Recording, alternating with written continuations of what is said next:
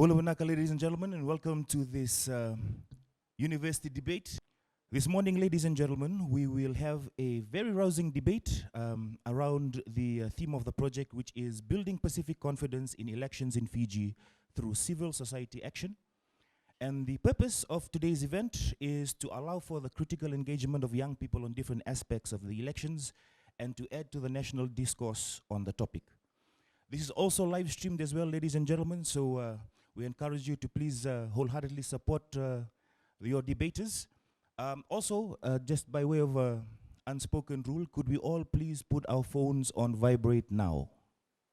Vinaka. Again, on behalf of the organizers, Dialogue Fiji, and our partners, International IDEA, and our funders, UKAid, we'd like to thank you all for being here and taking out the time to come and support this university debate on the elections. To begin, I'd like to invite for his opening remarks the Executive Director of Dialogue Fiji, Mr. Nilesh Lal. Please give him a big round of applause.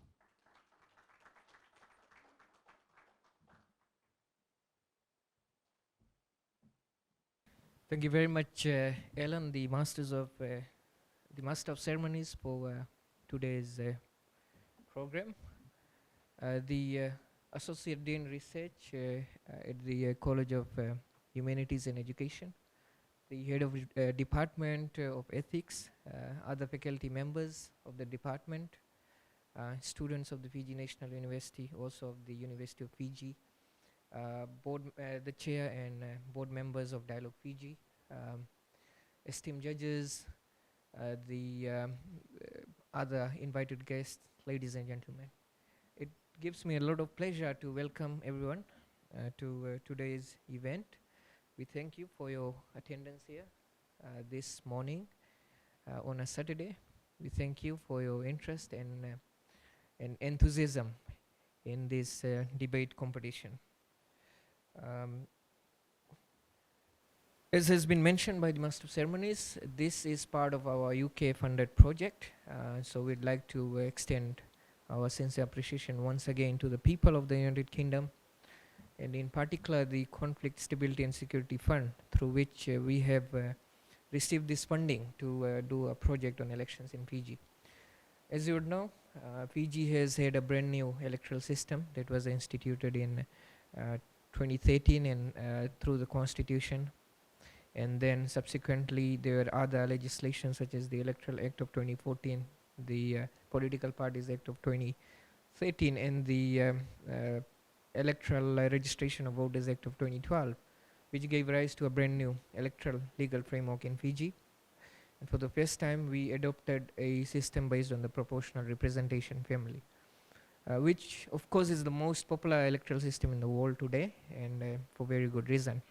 However, even after 2 elections that have been held under this new system in 2014 and second one in 2018, there's still a lot of misunderstanding. There's still a lot of deficiency in knowledge and understanding of the electoral system and processes in Fiji.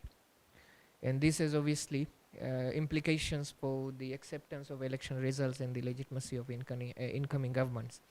One of the things that we have also observed in Fiji is that despite the fact that there's a lot of enthusiasm for elections, there's relatively high voter turnout, but the issue of youth apathy relating to politics and their political participation remains a real issue. So some of the activities such as this that we are implementing under this project is essentially geared towards addressing this issue. And through debates of this nature, we are in fact encouraging students of the 3 different universities in Fiji to research on, to critically analyze, and then eventually to debate on various aspects of the electoral system and electoral processes in Fiji. So through this sort of a critical examination of various aspects, we hope that we would be actually creating discourse within the university student communities. So the initial debate that we held was at USP in November of last year, in which there were 4 teams from USP that competed. And later on, we decided to also engage the other universities, and I'd like to, at this juncture, extend my sincere appreciation to Dr. Moshmi Bhim and her colleagues at the Department of Ethics for your cooperation and the support that you have rendered. Very pleasantly surprised with the level of support that FNU has extended to us in this. We will, even though our engagement with FNU and in particular the School of Social Sciences goes back quite a few number of years, but obviously we would like to strengthen and deepen that relationship even further. So Fiji National University, of course, is a key partner in this debate series, and then the University of Fiji, which has a campus in Sawambola, and then of course the main campus is in Saweni. So we've got 2 teams that would be participating, one from the Saweni campus, one from the Sawambola campus. And then eventually this is going to culminate into a grand finale where we'll have the 3 universities competing. And this is going to happen in the course of the next 2 weeks.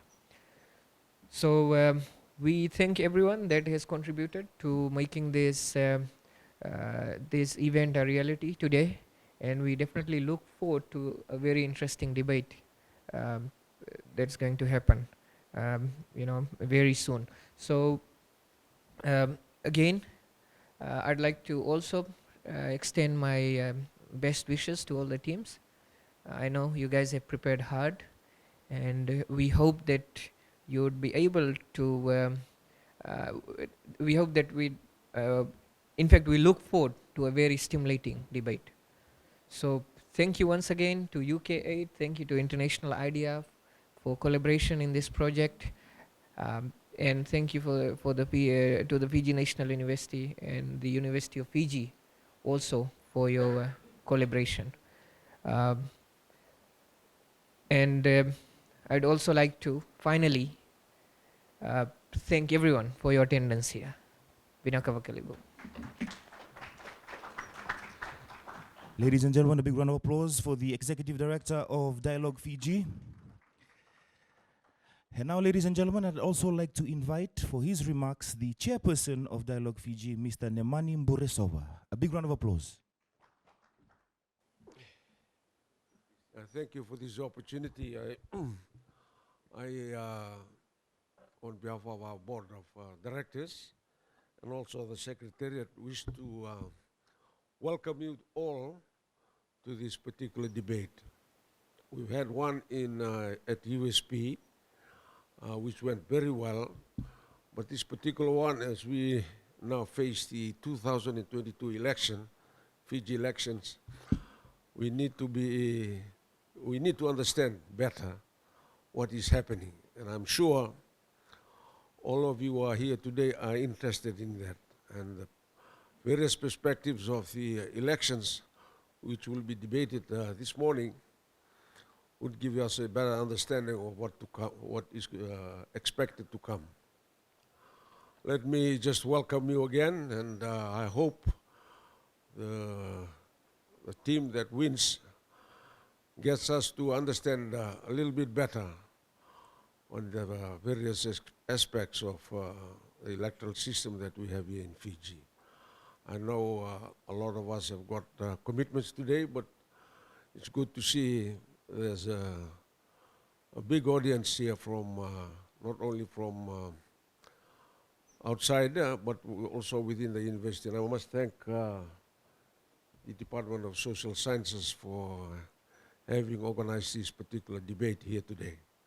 Once again, my utmost thanks, and also I wish the team every success in the debate today. Thank you.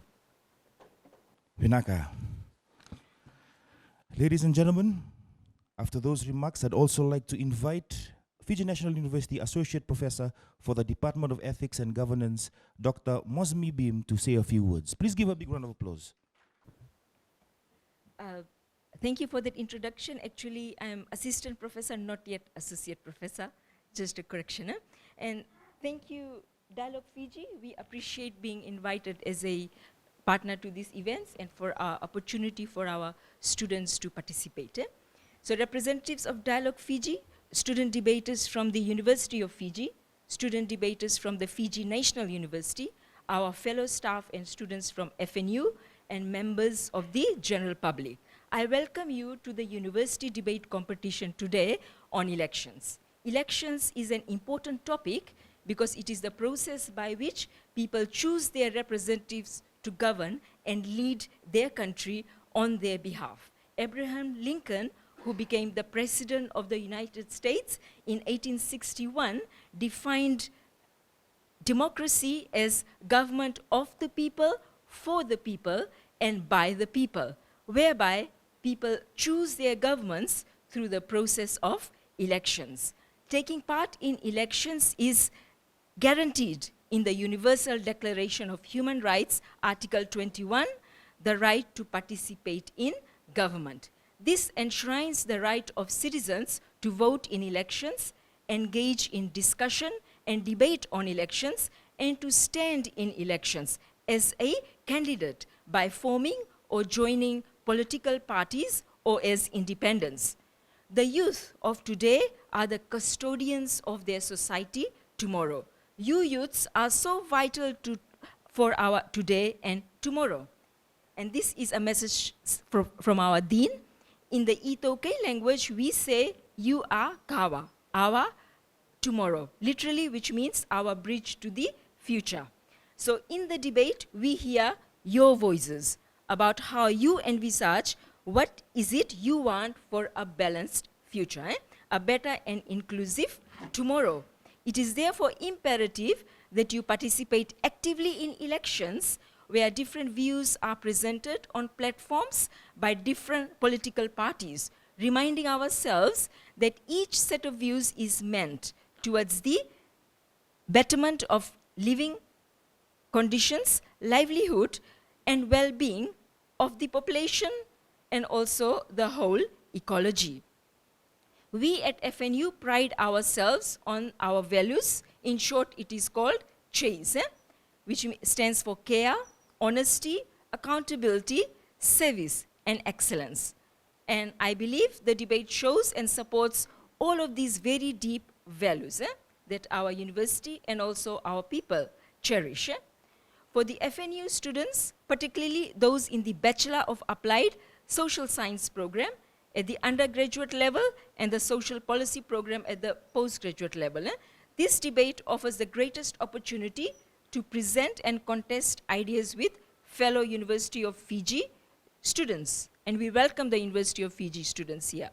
Ideas that you have gained through your readings, class discussions and assignments, and perhaps those gleaned from listening to others, and especially to political leaders who have, well, some of them, or maybe most of them, have done well for their country. With the exuberance of youth, the explosion of social media, and the enduring culture of Talanoa, students will not be wanting of ideas on the issues of the day and responses, lessons learned, and strategize for the future. We wish you all the best, and while a winner will be declared at the end, because it's a debate, of course there will be a winner, everyone wins. We want to know that everyone wins through dialogue and debate, and this is an opportunity for us to listen and learn from each other. Thank you very much. Ladies and gentlemen, please give a big round of applause. And now I'd like to invite our honored guests to please take their seats in the audience as we prepare ourselves for the debate and the setup for the debate as well. Ladies and gentlemen, I now invite the two teams to make their way to the stage, please.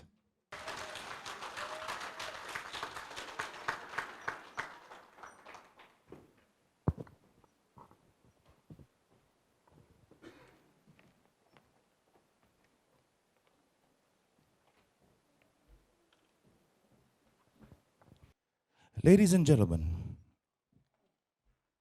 again, welcome to this university debate. For those of you watching this on our live stream, welcome.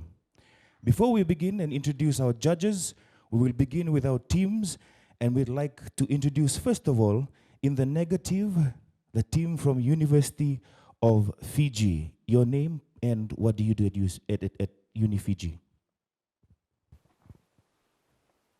Greetings to everyone, the judges and the organizers. I am Chua Pinamawa, and I am a third-year medical student at the University of Fiji, Soani campus. Bulavinak everyone, my name is Ezra Pickering and I'm a third-year medical student at the University of Fiji, Sawini campus. Good day everyone, my name is Adarsh Kumar and I'm a third-year medical student at the University of Fiji. We have a lot of budding doctors in the house. Ladies and gentlemen, and now introducing in the affirmative the team from the Fiji National University. Bula Vinaka, I am Grace Young. I attend Fiji National University and I study the program of Bachelor for Applied Social Science. Vinaka. Bulivanaka, namaste and noya to everyone. My name is Emily Tavo and I'm currently studying Bachelor of Applied Social Science here at FNU, Vinaka. Good morning, everyone. My name is Kasani Tendoimbe, and I'm a final year student studying Bachelor's for Applied Social Science here in Asinu campus. Thank you. Ladies and gentlemen, one more time, please give both teams a big round of applause. And now, ladies and gentlemen, I would like to introduce you to our judges. We have had to shorten the CV because if I start reading everything on their CV, would be here until the next elections. So, ladies and gentlemen, as I say her name, we ask each judge, as I say your name, to please stand and wave at everybody so they know who to blame. I mean, like who to thank for their team winning. Ladies and gentlemen, our first judge, she is a partner with Sherani and Company, and she started in 2012 as an associate lawyer. She previously worked with Legal Practitioners Unit for 7 months and Jamnadas and Associates for like 3 years and 5 months. She graduated from USP with a Bachelor of Laws and completed PDLP with USP in 2006 and 2007 and got admitted to the bar in August of 2007 and has been practicing for over 14 years. Ladies and gentlemen, a big round of applause for your first judge, Miss Mele Rakai.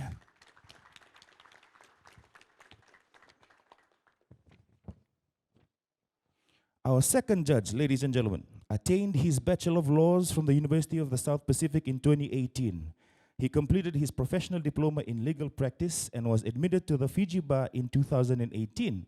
He also has a Bachelor of Arts double majors in politics and psychology from the University of the South Pacific, which he graduated from in 2014. And he's also been part of various debate competitions in USP while representing the School of Social Sciences. A big round of applause, ladies and gentlemen, Mr. Chovilisi Linganivai.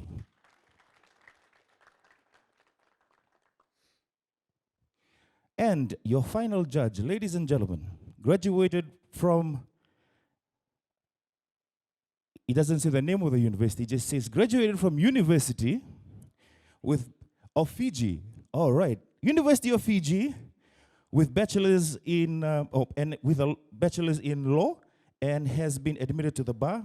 She's an associate at Prashitam Lawyers and is on her 4th year working there. She practices mainly family, civil litigation, and employment law. And in her time at the university, she was part of the moot and debate teams. A big round of applause, ladies and gentlemen, for Miss Miriam Nado. So when we say this is a university debate, we mean it. We have students from University of Fiji, taking on students from the Fiji National University, judged by judges who went to the University of the South Pacific and the University of Fiji as well. So once again, give them all a big round of applause, ladies and gentlemen. And now introducing you to the moderator of these debates. He is part of the Dialogue Fiji team, and he is your moderator for today. Ladies and gentlemen, a round of applause for Mr. Joshua Yee.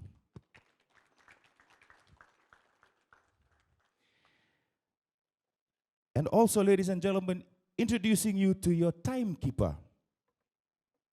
This is a very important part in our debates. So if you go over time, our timekeeper will be signaling to you from there that your time is up. And if you still go on, she will be missing a shoe and you will receive it. Ladies and gentlemen, our timekeeper for these debates, please give it up for Raicheli Marama. And with that, ladies and gentlemen, let's enjoy a round of rousing debates, and I hand you over to your moderator.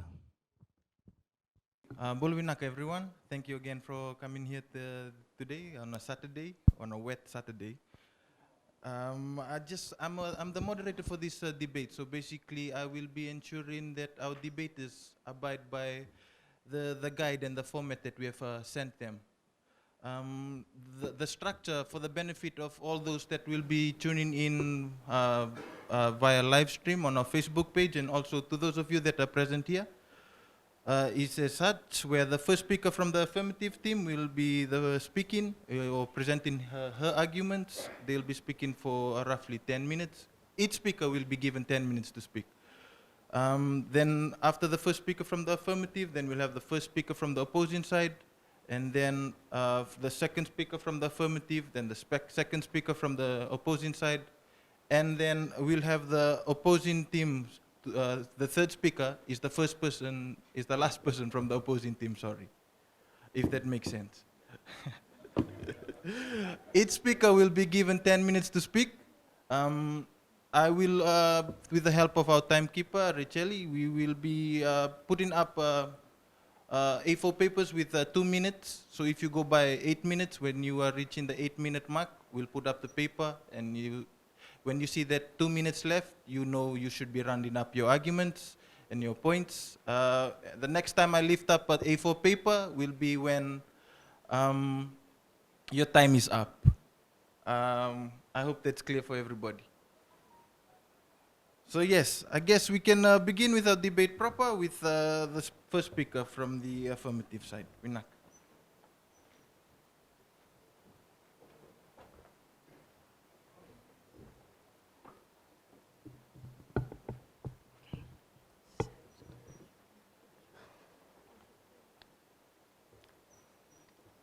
Distinguished guests, a panel of judges, and my fellow debatees. Imagine a world without a woman. Imagine a world without a woman in decision-making processes. Imagine a world without the opinion of a woman being valued.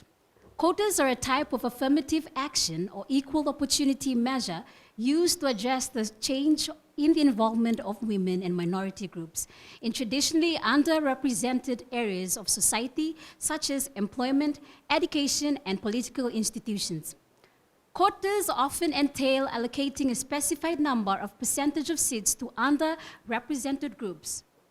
Over the last 2 decades, quotas have been increasingly popular as a method of promoting women's political participations in countries over the world. The descriptive underrepresentation of women in legislatures is a key democratic concern among women's groups, scholars, and others, which is most strongly expressed at election times. Strategies to improve election outcomes for women candidates focus heavily on campaigning schemes, targeting change in voter attitudes through breaking barriers, mindsets, social and cultural norms. The second point that I would like to address is the patriarchal concept that is present in our various communities. These are the gender imperatives that we have no choice but to inevitably be accustomed to living with. Patriarchy continues to be a barrier point for women being accepted to professional spaces. It's the mindset that discourages a woman that they do not have what it takes to voice their opinions and be uniquely set for greatness.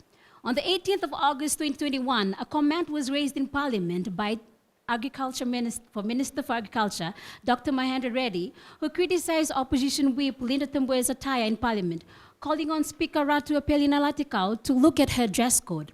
This is Parliament, not a flea market. Ms. Tambue then raised a point of order and requested Dr. Reddy to withdraw his comment. She labeled them unparliamentary and offensive.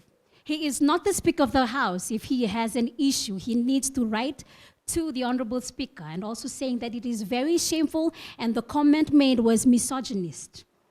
Now, such comment throws off the idea that men are superior in thoughts and stature, and they can choose whatever they want to say to a woman and continue to throw off bullying tactics. I mean, if this is uttered by a man in our Fijian government, then it worries me that the young men we are raising for our future look up to these so-called politicians as role models. And I am embarrassed that this was uttered by I am embarrassed that this was the quality of leaders we elected in parliament. I stand to say that having gender quotas at least levels the playing field of thoughts and breaks typical mindsets like Honorable Reddy that women in parliament can wear good clothes and also show up to challenge the status quo. My plea to the men that are listening in today, please change your mindset. The third point that I wish to bring to the table is that without the presence of electoral gender quotas, it will disrupt the gender norms and expectations. The disruption of gender norms is losing the right or normalcy to education, another important life component that every woman needs access to. With education, it sets a bar for women to be empowered with vast interests and ideologies, which also allows them to speak on areas where their voices can be heard. Under the Universal Declaration of Human Rights, everyone has the right to education.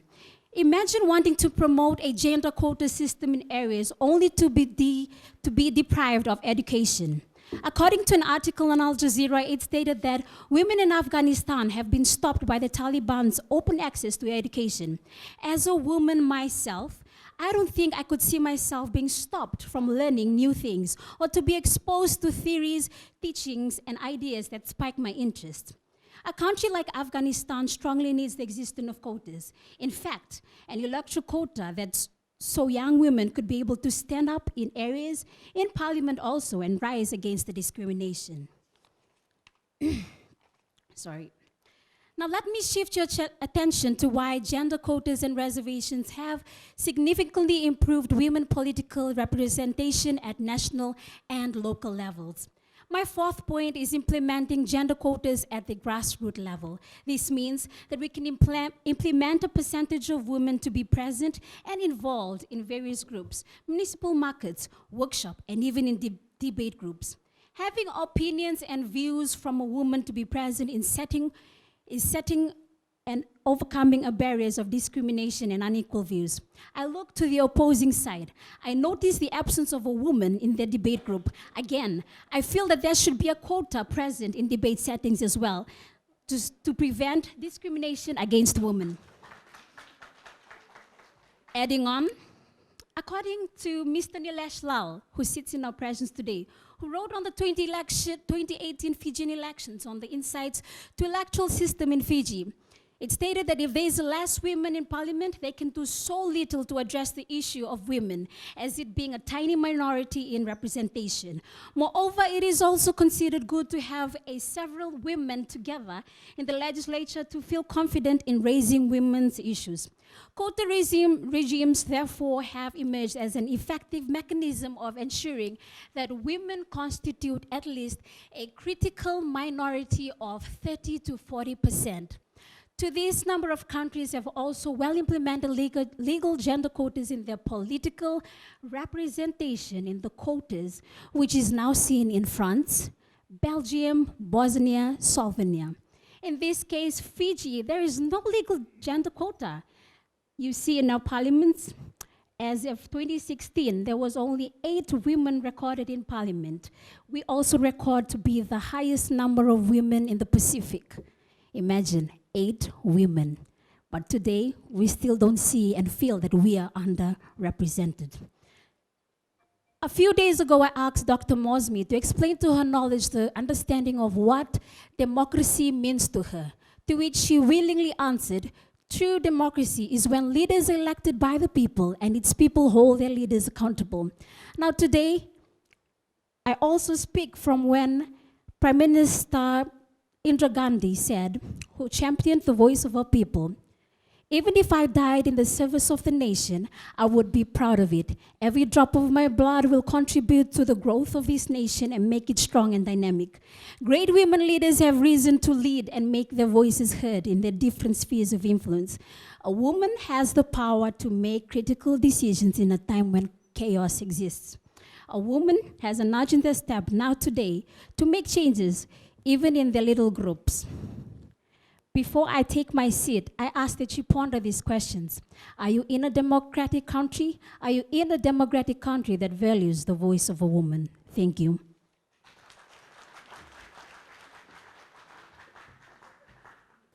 Good morning to you all.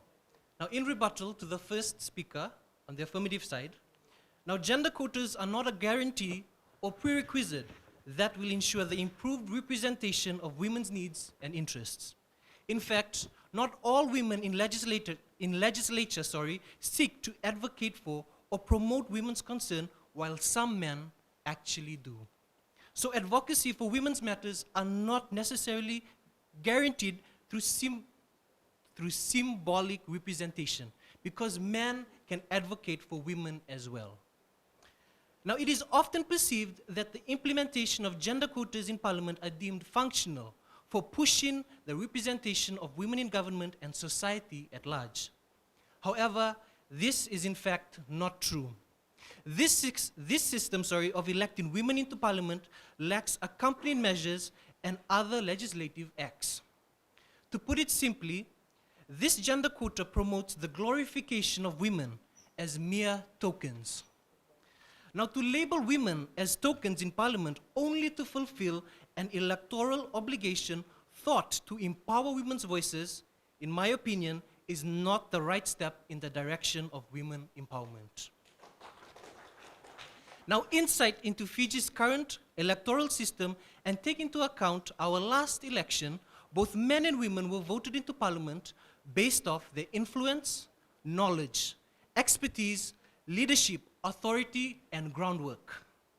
Now, ladies and gentlemen, you would never hire an individual for a job knowing well and true that they were underqualified to fulfill such a position. So why is a gender quota deemed as an answer to empowering women in society? A gender quota would only leave out influential women the chance to earn their seat in parliament, to shake the patriarchy and create a more solid stand for women and girls as a voice for them. Ladies and gentlemen, I believe only then will we be able to hear and act on issues affecting women and girls when our women leaders have shown an undisputable run to earn their seat in parliament. Encouraging a gender quota is teaching women and girls to accept their status as the weaker sex, that their seat at the table is a result of a free handout. We should not be enforcing this false reality. The reality is, ladies and gentlemen, women are continuously proving that they are more than capable of competing alongside their male counterparts. Now, an article on the Fijian government page dated December 10th, 2020 reports that women representation in Fiji has grown significantly from 4.3% in 1995 to 21.6% in 2020. And well, this was without a gender quota. This shows, ladies and gentlemen, that society is ready to recognize women as sole pathmakers and decision makers. For far too long have we chosen to dwell on women's inequality in the past that we forget to celebrate women's triumph of equality in the present. So the question remains, is a gender quota desirable in Fiji? The answer is no. Our women have proven time and time again that they do not need such leeway to attain a seat in parliament. Take, for instance, our 2014 elected leader of opposition, the Honorable Rote Mumukapa, and Fiji's first ever female Speaker of Parliament, the late Honorable Dr. Chico Luveni. When a woman has earned that seat in parliament, not only has she proven she's deserving of that post, she inspires the upcoming women leaders in Fiji. Ladies and gentlemen, I don't know about you, but this is the essence of women empowerment. By saying no to a gender quota, we're not diminishing or minimizing the struggles that women have had to come through. Instead, what we are doing, we're giving the respect that they rightfully deserve and earned by highlighting their ability to overcome and challenge a system which is biased. Therefore, let us not encourage a structure that will further push the gender imbalance. Because the way I see it, women can achieve anything on their own. Vinaka.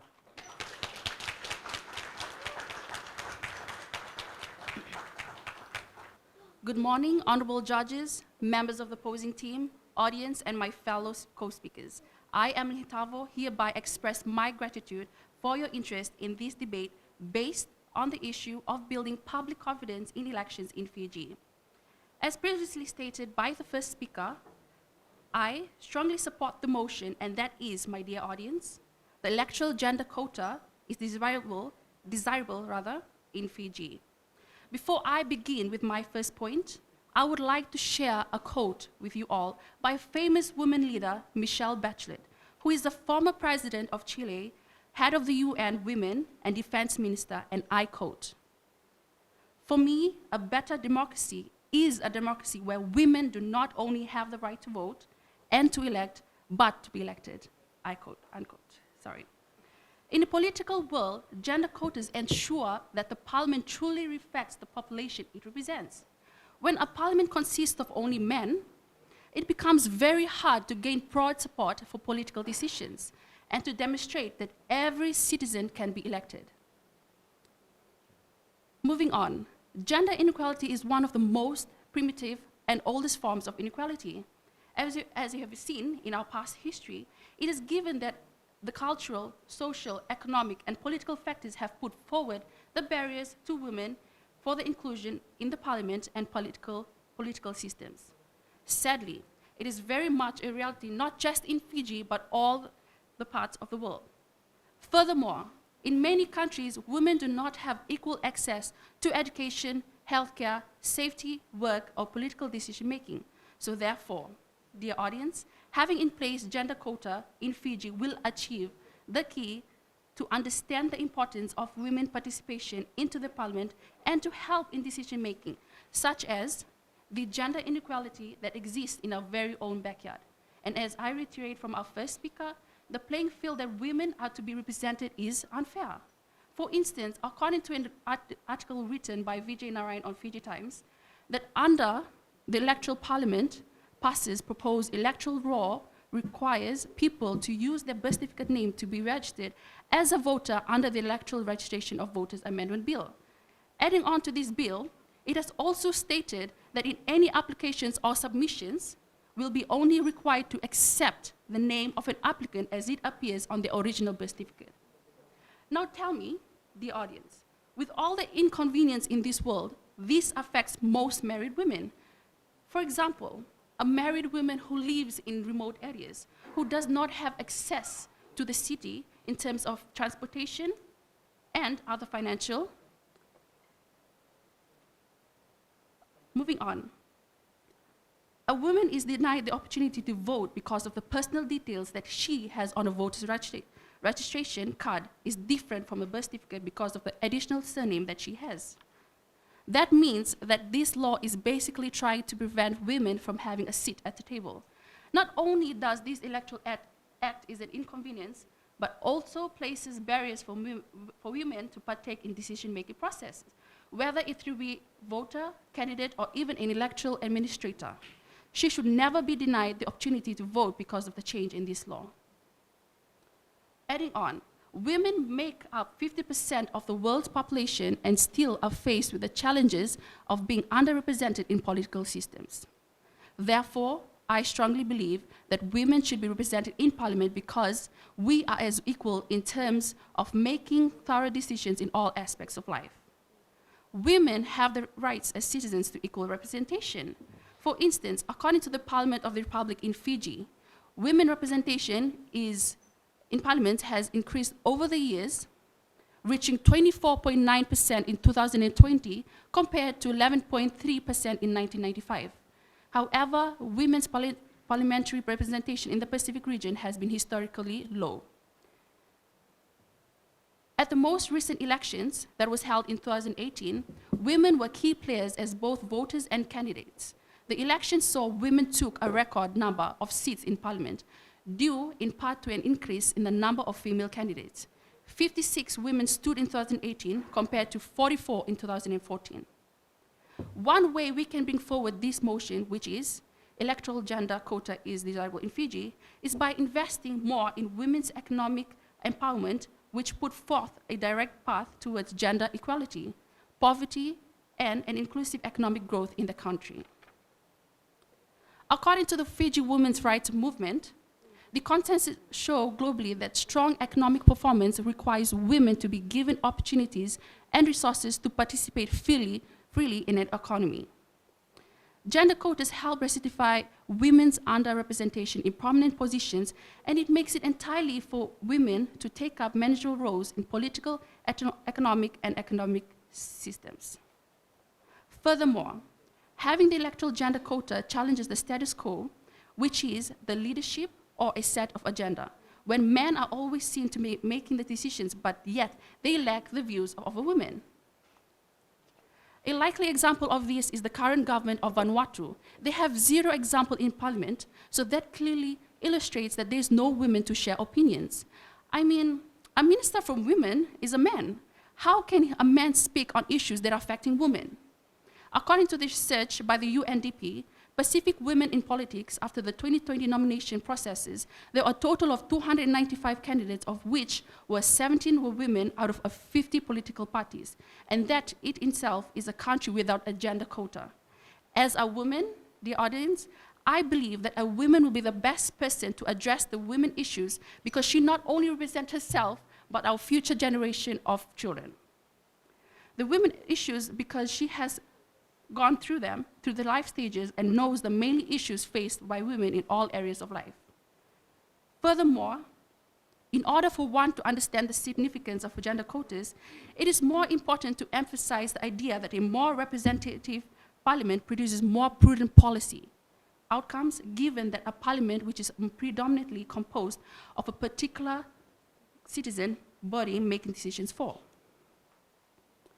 And before I end, women must be allowed equal participation in parliament and in the world of work, free from violence, harassment, and any form. Vinaka.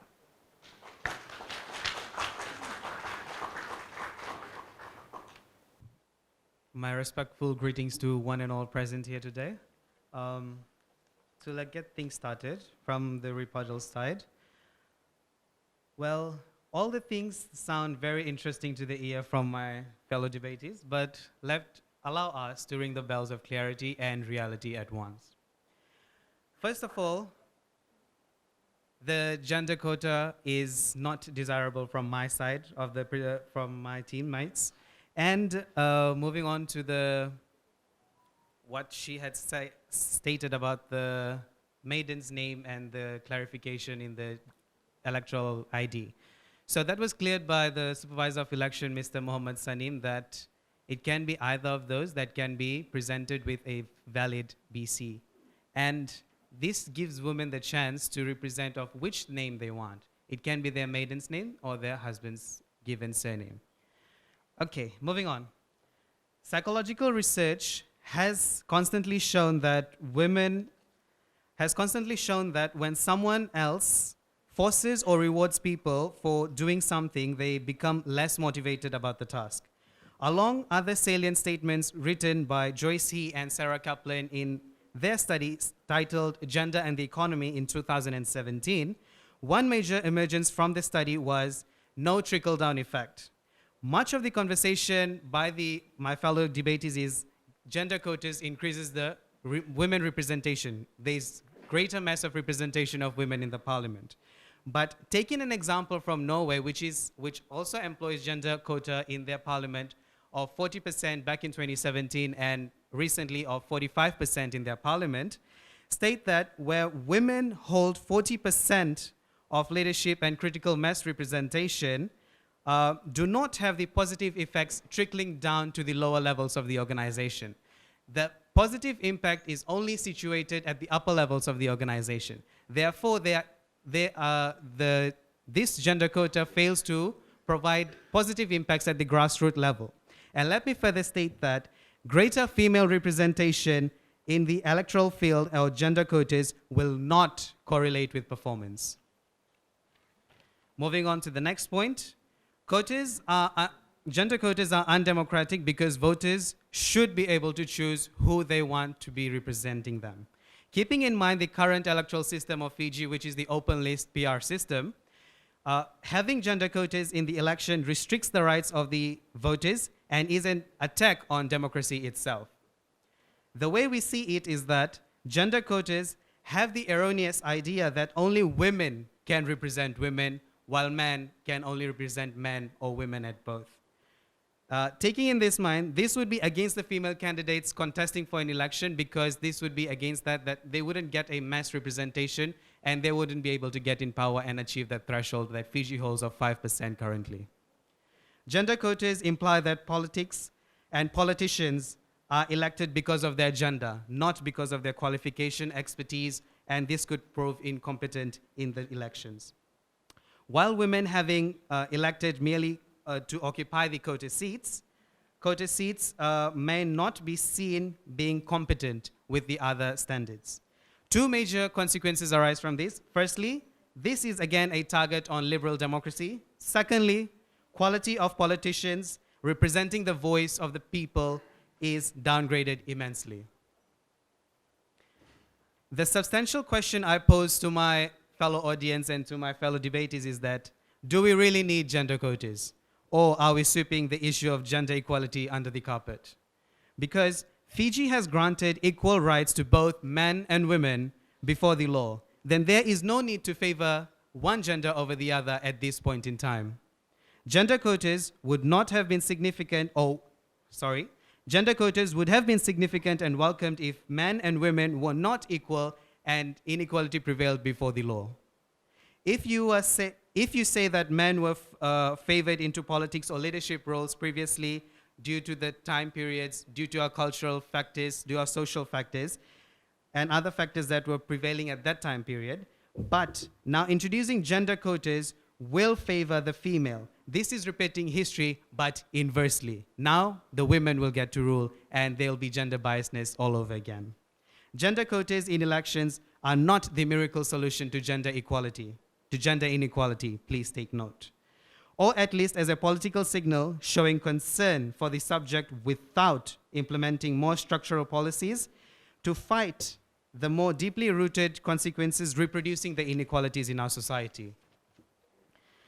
Taking an example from our neighboring country, Australia, they had conducted a study on gender quotas recently, back then, and the Australian Bureau of Statistics stated that gender quotas are wrong in principle, are tokenistic, and counterproductive. Although gender quotas can be more or less automatically increase the number of female representation, electoral quota only addresses one of the manifestations of gender inequality. It embraces an arithmetic review of inequality and may suggest that issues would be resolved if 50% of the population in a given field were females. On the contrary, achieving numerical parity would still not resolve inequality. Thank you.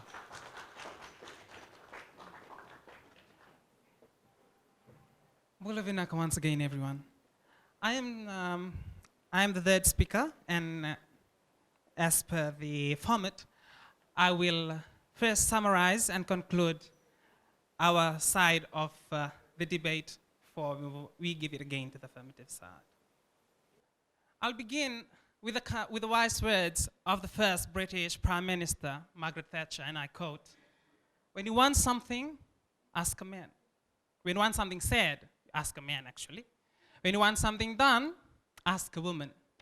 Ooh, that falls hard on a man, eh? Well, I wouldn't disagree, nor would I fully agree, because men have great things, right? But a woman, yes, a woman, I, for one, would nag my mother if I want anything, and my mother would provide. And if we were to explore even our very own Fiji, women are slowly rising, and they have been doing great jobs. My example herself, or the one that I quoted, Miss Margaret Thatcher, she has done a lot for the gender equality and for the rise in democracy in Great Britain. That is something commendable of a woman. But then it comes, if you are to achieve the things that people want, you have to gain the trust of the people. You have to do the groundwork, right? You do not expect to be an opportunist who goes in there with the quota-based. Which one is better, an opportunist, or one who is waiting for the quota-based, or one who has earned her way into the election and into parliament? Don't you think you are more commendable? Don't you think your self-esteem would be higher? Would you let the government underestimate you as a woman? We have a lot of women in the house today. Choose for yourself. It's a rhetorical question. Would you wait for it to be landed to you? Or would you go for it on your own? Would you wait for a rope to be sent down to you and for you to climb up the cliff? Or just go for it? You go for it. Because you're a woman. You're the very special being that God created medically with oxytocin, the only one that could go through immense pain to give birth to the gift of life. And that pain no man can compare to. So if you have that strength to go through that pain, I know you have the strength to get anything you would like to get. And my dear here, from the affirmative side, talked about all being males on this side. Well, I look and I see all females on your side as well. Isn't gender equality a 50-50 thing? It's all same on both sides. That's the thing. I'm glad. We may be here in the opposition, but we are standing here, not only a voice for a man, but we are also a voice for a female. We are voicing out under the prejudice that we have against women. We are voicing out the underestimation that we have for women. We are voicing out the fact that women are not down there.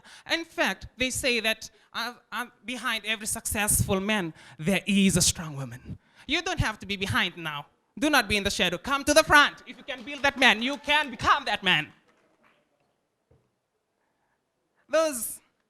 And moving on to the electoral system. You said that gender quota-based will bring out more females. Since the time the PR system was introduced into Fiji in 2014 and the 2018 elections, we have seen an increase in women. Backdating to first past the post, and even before the other forms of the elections, we didn't see any women participation, let alone the number of women contesting for elections. There were no women in parliament. But compared to 2014 and 2018, in 2014 we had 44 out of 248 candidates. In 2018 we had 56 out of 235 candidates. It is indeed a slow rise for women, but those are slow, few, yet strong women who came out on their own. And that is something commendable. That is something they earned coming up on their own. And the examples are there. We have our very own, the late Honorable Dr. Chikoluveni, who became the first Speaker of the House. And we have the opposition leader in 2014, Rotemu Mkapa, and even our current ministers and parliamentarians, Honorable Linda Tamboya, the Honorable Aser Rondro, we have the Honorable Rosie Akbar, and Lenore Ngarengare Tambua. These are the few out of the many that were elected into parliament, right? But they made it. They made it. And they are not only voice for the women, but they're voice for both. And I'm glad. And I commend them for their effort. I commend them for not waiting there, waiting for the opportunity to be thrown to them. No, they rose on their own. They embraced the fact that they can do it on their own. In a nutshell, I remember our principal in our high school, Brother George. He said, the ones who finish the race first finishes as a winner. However, the one who struggled throughout the race to make it to the finish line finishes as a champion. Would you rather only have a winner, or would you rather have a winner who is a champion? Thank you, and I hope you reflect well on the question, do we really need a quota base here for Fiji's election for the year 2022?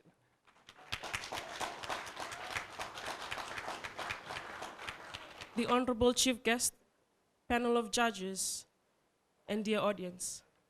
Today I take the stage to rebuttal views stated by our opposing speakers and also reiterate why having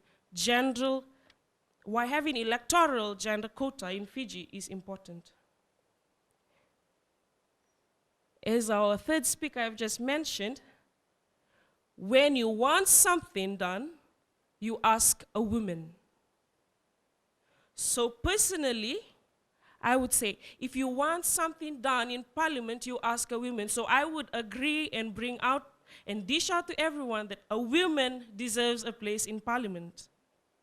For example, in the Philippines, with political empowerment on women, they seek to end discrimination and promote rights of women. Thus, this will drive other women out there to come out and speak out for women. Moving on speaker 2, he stated, do we really need gender quotas? Yes, we do, since women are currently considered the minority. In Parliament, out there we need women as representatives because a woman will best speak for women out there.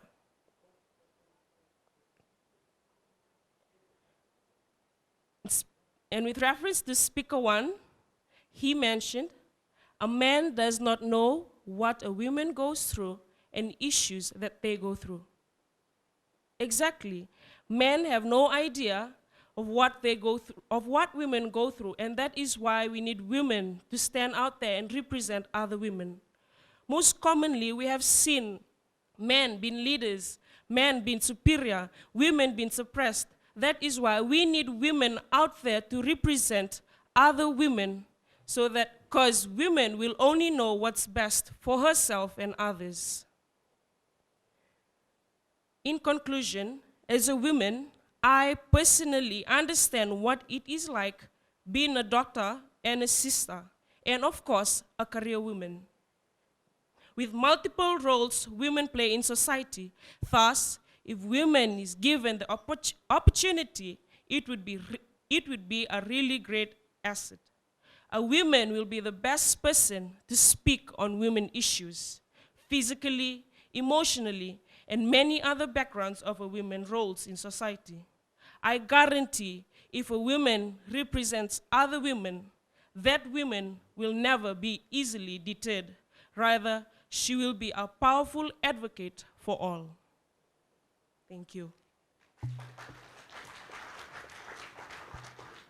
Thank you very much to our two debate teams from FNU and one from Fiji. I believe by all your reactions and all your claps, you're quite entertained as to the presentation that was dished out by both teams. While we wait for the judges to, right now we're just waiting for our judges to finalize the points for both teams, so we can announce the winners for this first contest. Just a clarification, I believe there may be some lingering doubts as to why there were two speakers from the negative side before one was from the affirmative side. That is just to ensure that each team has the equal amount of rebuttals. As you saw, the first team speaker from the affirmative side was the first speaker. So obviously, to balance out the rebuttal time for both teams, we had to give the negative team a chance to speak as well. I believe while our judges have finalized the scores, I invite them to just present their feedback or on the contest that was given with the mic in front of them.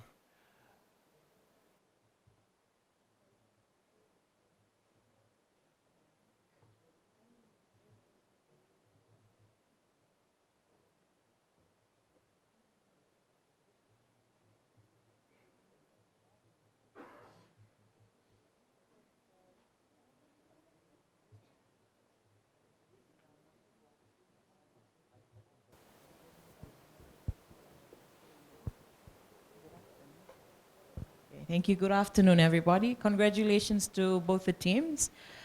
Like I said, we heard very good points from both sides. the team from University of Fiji, as well as from the Fiji National University base team number 2. Sorry, base team number 1. And the question or the debate topic was an electoral gender quota is desirable in Fiji. The winner for this team is the University of Fiji.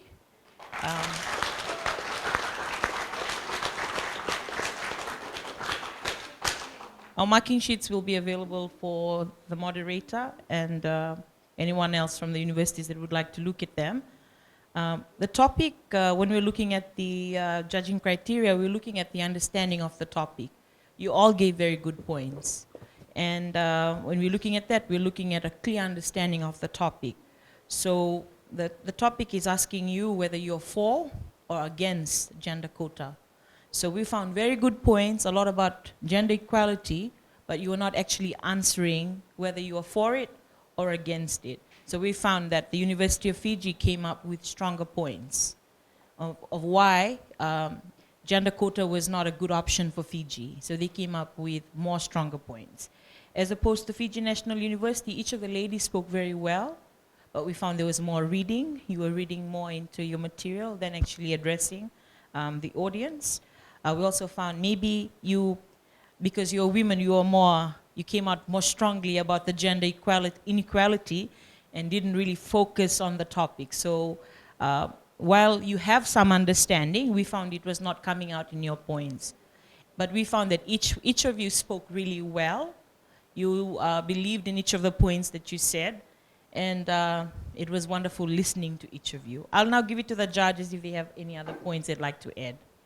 I will start with Mr. Chovilisi. So I totally agree with Male on her points that she had raised about the debaters, but overall I think it was a really good debate. I really enjoyed listening to all the speakers from the different teams. I know both teams have tried really hard. I know you tend to get really nervous when you understand, especially in such a big lecture theater. And as someone who has debated in the past in university, I know it can be a terrifying experience. But just a few points I would like to raise to the debaters. Perhaps the debaters can take it on to the next competition, or in the case of University of Fiji, they can probably take it on to the next round. It's just one of the main things I think Mele talked about is just understanding the topic. So before you actually do any research, just ensure that you know what the question that you're being asked for, and always do research particularly on the topic. Try not to get too general, but try and always specify on the topic. The next point that I would like to raise, and I know most of the team, both teams I know struggled with this, is the issue of signposting.